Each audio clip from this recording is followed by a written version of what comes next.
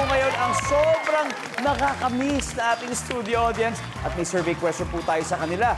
Ito, napakadali lang na may kinalaman siyempre sa inyong paboritong tambalan na Barda. Ito.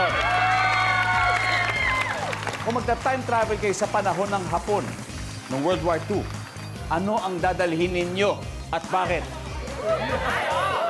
Pare ko, ikaw muna. Ay, una, pangalan mo.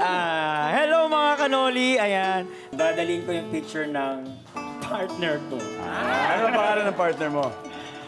Basta, alam mo na yun kung sino ka. Basta. Sige, ha? Okay. Pare, Happy New Year sa'yo. Happy New Year sa'yo. O, World War II. Kung magta-time travel, ate. O ba, siyempre, kayo po. Ay, nako, tingnan ng t-shirt nyo. Philae Globe Senior. Wow. Baka gusto nyo batiin po muna yung mga ka-member nyo ng organisasyon nyo. Ay, binabati ko lahat ang mga member ng Philae Globe Senior, saka lahat ng mga supporter ng Barbie at saka David. Yes. Tiga saan po kayo? Kayo Pinas, ay, sindi. Pinas. Hula ako. Kayo po si Pat.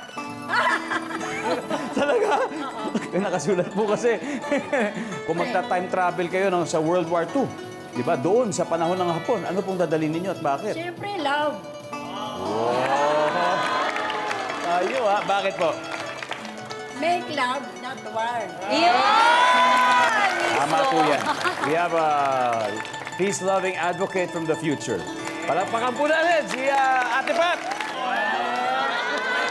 Okay. Alright. Grabe, lupit talaga ng mga Philae. Recap muna tayo. Ang leading ay ang Team David. 84 points sila. Habang ang Team Barbie ay may 77 points. Kaya tawagin na natin ang makeup artist si Barbie na si Fatima at ang friend ni David na si Biggie. Let's play round 3. Come on.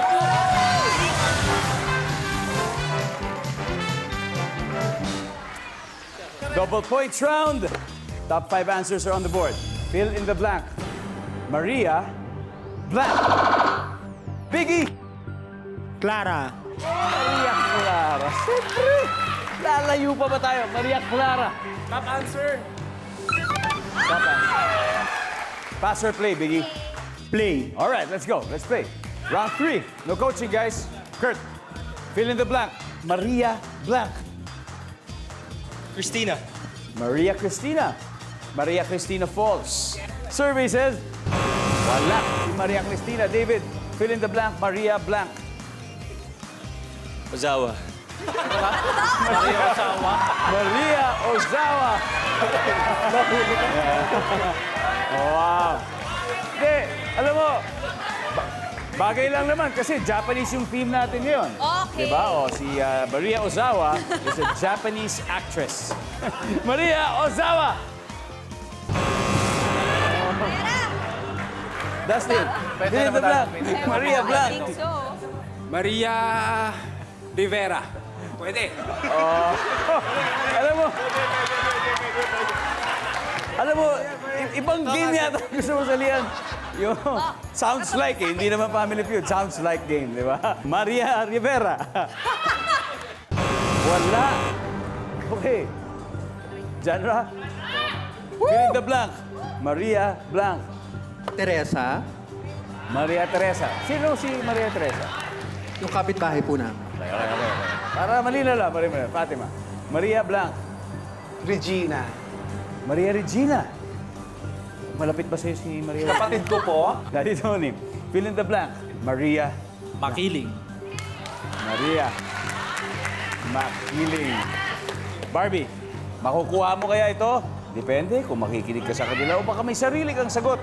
Fill in the blank, Barbie. Maria blank. Makiling. Maria Makiling. Ang sabi po nila, Maria Makiling. Ang sabi ng survey ay...